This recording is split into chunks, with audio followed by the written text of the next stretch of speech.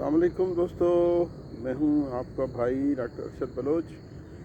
आजकल चूँकि गंदम की बात हो रही है हर तरफ, और मैं समझता हूं कि मेरी अगर थोड़ा बहुत कोई बहुत ही कम एक्सपीरियंस अगर है तो वो गंदम पे ही है। बाकी चीज़ें मैं बस ऐसे ही किताबों से ही, जैसे जो है एग्री ग्रेजुएट पढ़ते हैं, मैं वैसे ही समझता हूँ। इसलिए मैं उनके बारे में कुछ ज़्यादा जो है आपको मतलब उस पर तब आजमाई नहीं करता हूँ, क्योंकि उन पे मेरा कोई ऐसा एक्सपीरियंस नहीं है। तो बग़ैर तजर्बे के बात करना ये ख़यानत है, प्रोफेशनल जो है ख़यानत है, जो मैं नहीं करता दोस्तों। गंदम हमारी सब समझते हैं कि बुनियादी खुराक है, ज़ाहिर है इसके बग़ैर जो है हमारे शब व रोज़ गुजारना वो कोई इतना आसान काम नहीं है। इसके लिए दोस्तों 4-5 जो चीज़ें हैं बहुत ही सादा सी हैं, बट इम्पॉर्टेंट जो स्टेप्स हैं उनको आप जहन नशीन कर लीजिए। एक तो आपका ज़ाहिर है सीड है, जो बीज है वो इम्पॉर्टेंट है। उसके अलावा आपकी जो जो ज़मीन की तैयारी है वो इम्पॉर्टेंट है। उसके अलावा आपकी जो सोइंग मेथड है वो डिपेंड करता है कि किस तरह का है। फिर उसके बाद आपका जो जड़ी बूटियां हैं उनका काबू करना। फिर उसके बाद आपकी जो फर्टिलाइज़र है वो आपका प्लान किस तरह का है। फिर उसके बाद आपका जो इरिगेशन का प्लान है, यानी पानी आबपाशी का प्लान है, वो आपका किस तरह है। और फिर आखिर में आके आपके लिए बहुत ही जो इम्पोर्टेंट है वो बीमारियां हैं, और बीमारियों में भी ख़ास तौर पे जो डिजीज़ जो रस्ट की बीमारियां हैं, और रस्ट में भी जो आपकी पीली कुंगी है वो बहुत इम्पॉर्टेंट है।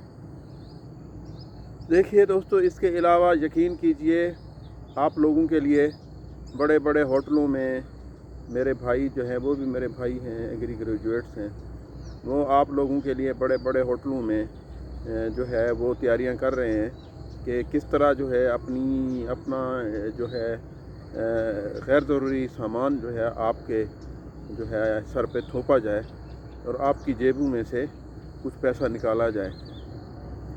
यकीनी बात है वो होंगे कोई, जैसे मैं कहता हूँ, नीले पीले शरबत होंगे। वो कोई आपको एरियल स्प्रे की जो है बात करेगा, कोई आपको फंजीसाइड के इस्तेमाल की बात करेगा, और कोई ज़ाहिर है जो वीडिसाइड्स हैं उनकी बात करेगा। कोई आपको दबादब खादें इस्तेमाल करने की बात करेगा।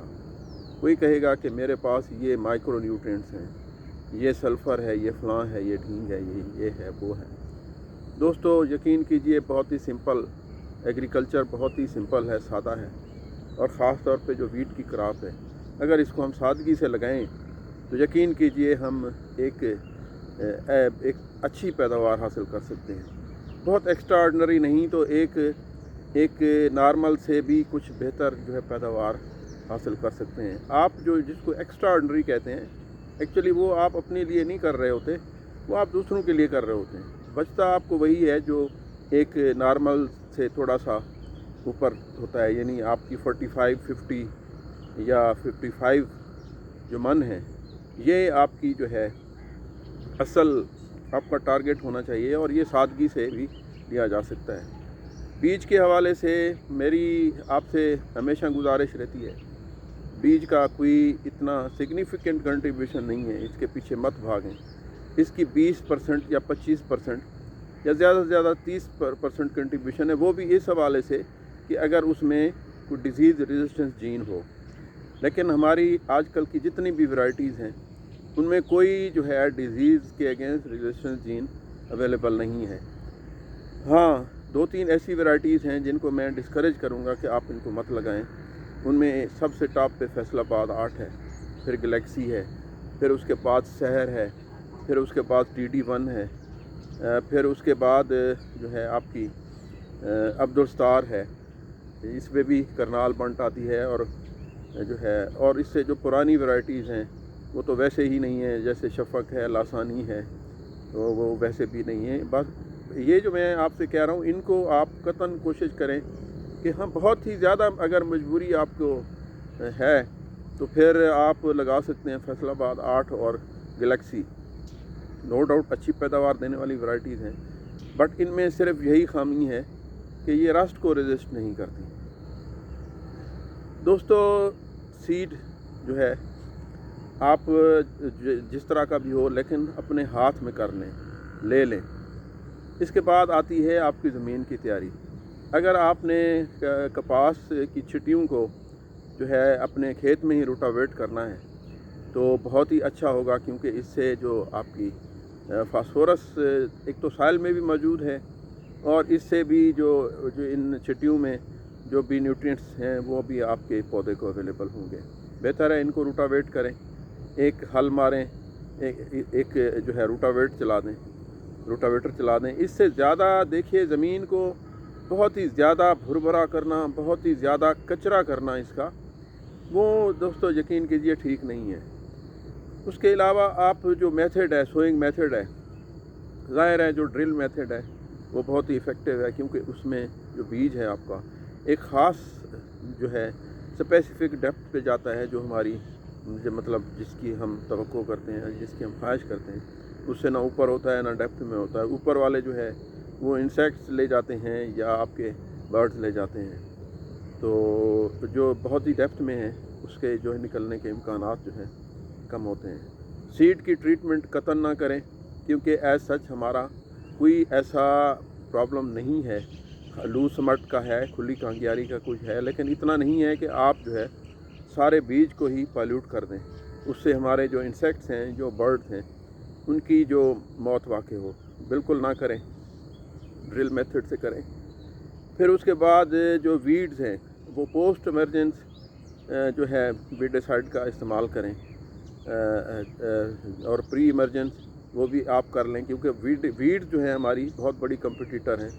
इनका जो है ख़त्म होना बहुत ज़रूरी है, लेकिन इनकी भी ख़ास स्टेजेस हैं, उनका ख्याल कीजिए। उससे ज़्यादा जब आप करेंगे तो फसल को स्ट्रेस आता है और उससे हमारी पैदावार जो है वो इफ़ेक्ट होती है। फर्टिलाइज़र के हवाले से यही है कि अगर आपने छिट्टियों को रोटावेट कर दिया है तो आपकी DAP आप यकीन कीजिए उसकी आपको ज़रूरत नहीं पड़ेगी। आप फर्स्ट इरिगेशन से आप जो है 2 बोरियां आप प्लान कर लें कि 2 बोरियां नाइट्रोफास डालनी है और 1 आपने पोटाश डालनी है। ये बहुत ही इनफ है। इसको आपने यकीनन आप 3 या 4 पानी जो है लगाते होंगे, आपके एक्सपीरियंसेस होंगे, तो इनको जो है पहले 2 पानी या 3 पानियों में नाइट्रोफास और पोटाश को अर्ली डालना है, फर्स्ट इरिगेशन पे डालना है, और नाइट्रोफास को थोड़ा सा आप तीसरी इरिगेशन पे ले जाएं। और जो आपकी यूरिया है, मैं इस वजह से रिकमेंड नहीं करता हूँ नाइट्रोजन ज़्यादा, क्योंकि ये सबब है हमारी फसल के गिरने का, और जो है इसमें डिजीज़ का, और इसमें चूँकि और प्रोडक्शन भी कम आती है, क्योंकि पौधा वेजिटेटिव ग्रोथ की तरफ ज़्यादा जाता है और जो है आपकी प्रोडक्टिव फेज़ को बहुत ही कम रिस्पॉन्स करता है। तो डालें, यूरिया भी डालें, बट 1 या पौना बोरी एकड़ से ज़्यादा उसको बिल्कुल मत लेके जाएं। इरिगेशन आपकी अर्ली सोइंग टाइम बहुत इम्पॉर्टेंट है। यहाँ पे आप अर्ली सो करें, 20 अक्टूबर से आगे आप अपने जहन में रखें, मौसम को भी जहन में रखें। 20 अक्टूबर के बाद जो है आप 25 से ऑनवर्ड तो बहुत ही सेंसिटिव हो जाएं कि आपने 5 नवंबर तक मैक्सिमम लगा देनी है, या ज़्यादा से ज़्यादा 10 नवंबर तक आपने लगा देनी है, या इससे भी अगर आपको बहुत ही ज़्यादा मजबूरी हो तो 15 नवंबर तक। इसके आगे जो है मैं समझता हूँ कि बिल्कुल जो है सही नहीं है। इरिगेशन गंदम बहुत ही कम पानी लेने वाली जो है फसल है दोस्तों। इसमें अर्ली स्टेज पे तो इसको पानी की ज़रूरत होती है। आपकी जो टिल्डिंग हो रही होती है उस टाइम पे भी पानी की ज़रूरत होती है। इसकी जब पॉलिनेशन हो रही होती है उस टाइम पे भी होती है। जब एक दफ़ा पॉलिनेशन हो जाती है तो दोस्तों बहुत सारी चीज़ों की ज़रूरत बिल्कुल नहीं रह जाती। बहुत ही सेंसिटिव स्टेज है ये। जब आपकी पॉलिनेशन, आपका जो बूर है वो पीले की बजाय वाइट हो जाए तो इसका मतलब है कि आपकी पॉलिनेशन हो गई है। इस स्टेज पे तक आपने पानी दे देना है, फर्टिलाइज़र दे देनी है। तो इससे आगे बिल्कुल ना पानी की ज़रूरत है, ना फर्टिलाइज़र की ज़रूरत है, ना और किसी इनपुट की ज़रूरत है, क्योंकि उस स्टेज से आगे वो अपनी دانوں پہ کنسنٹریٹ کرتا ہے پودا، اور اس سے پھر اس کی توجہ ہٹ جاتی ہے اور ہماری ییلڈ پہ بہت ایفیکٹ پڑتا ہے۔ بہت ضروری ایک چیز آپ کے ذہن میں رہے کہ آپ کی جب یہ بہت ہی ضروری بات ہے دوستو، جب آپ کی فصل نے دانے اپنے اندر بنا لیے، پولینیشن ہو گئی، تو جوں آگے وقت گزرتا جاتا ہے تو آپ وہاں یہاں پہ رسٹ آ کے مار کھا جاتی ہے، یعنی اس کا کوئی سگنیفیکنٹ ایفیکٹ نہیں پڑتا۔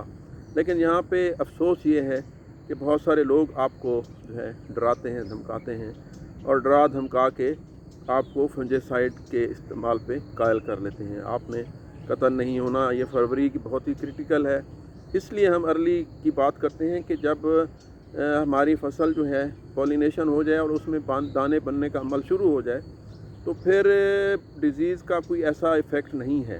اس سٹیج پہ کوئی فنجیسائڈ استعمال نہیں کرنا، آپ نے فرٹیلائزر نہیں دینی، اور پانی کا استعمال بہت ہی منیمائز کر دینا ہے۔ ہاں، اس صورت میں کہ جیسے پچھلے سال ایک ہیٹ ویو آئی تھی مارچ کے مڈ میں، تو آپ نے موسم کے ساتھ ان ٹچ رہنا ہے، خود بھی فیلنگ لینی ہے کہ اگر آپ کو اس طرح کی ہیٹ ویو نظر آتی ہے تو آپ جو ہے اس ٹائم پہ لائٹ سی اریگیشن دے دیں۔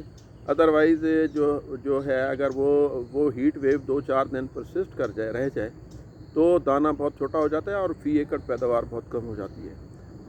تو بہت ہی سمپل ہے نا دوستو، اتنا سمپل کراپ نہیں ہے، اس پہ کوئی ایکسٹرا آپ نے کوئی فولیئر نہیں کرنے، کوئی نیلے پیلے سپرے نہیں کرنے۔